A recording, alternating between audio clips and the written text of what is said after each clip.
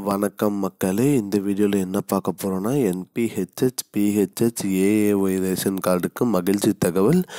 எண்ணெயில் புதிய மாற்றம், அது என்ன அப்படிங்கிறத பற்றி தான் இந்த வீடியோவில் பார்க்க போகிறோம். நம்ம சேனலுக்கு யாராவது புதுசாக வந்திருந்தீங்கன்னா மறக்காமல் நம்ம சேனலை சப்ஸ்கிரைப் பண்ணி பெல் ஐக்கானை கிளிக் பண்ணிக்கோங்க. இந்த வீடியோவில் ஒரே ஒரு லைக்கை மட்டும் கொடுத்துருங்க. வாங்க வீடியோக்குள்ளே போகலாம். பொதுவாக தமிழகத்தில் பார்த்திங்கன்னா ரேஷன் கடையில் பாமாயில் வழங்கி வராங்க. இப்போ அந்த பாமாயிலுக்கு புதிதாக தேங்காய் எண்ணெய் வழங்குவதாக மாற்றம் நடக்க போகுதுன்னு சொல்லியிருக்காங்க.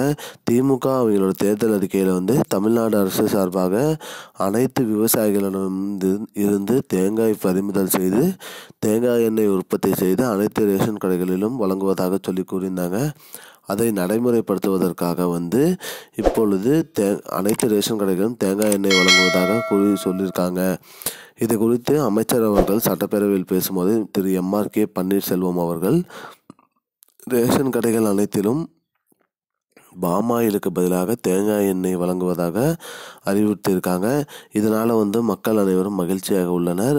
மேலும் தேங்காய் கொள்முதல் செய்வதன் மூலம் விவசாயிகளுக்கும் பயனடைவார்கள் என்பதால் அனைத்து விவசாயிகளிடமிருந்து தேங்காய் பறிமுதல் செய்து ரேஷன் கடைகளுக்கு மூலியமாக தேங்காய் எண்ணெய் வழங்குவதாகவும் கூறியிருக்காங்க.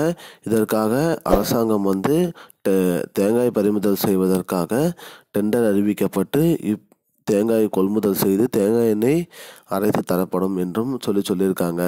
இது விரைவில் வந்துவிடும் அப்படிங்கிற மாதிரி சொல்லியிருக்காங்க. ஆனால் பாமாயில் இருக்கா இல்லையாங்கிறத குறித்து இன்னும் அதிகாரப்பூர்வமாக சொல்லலை.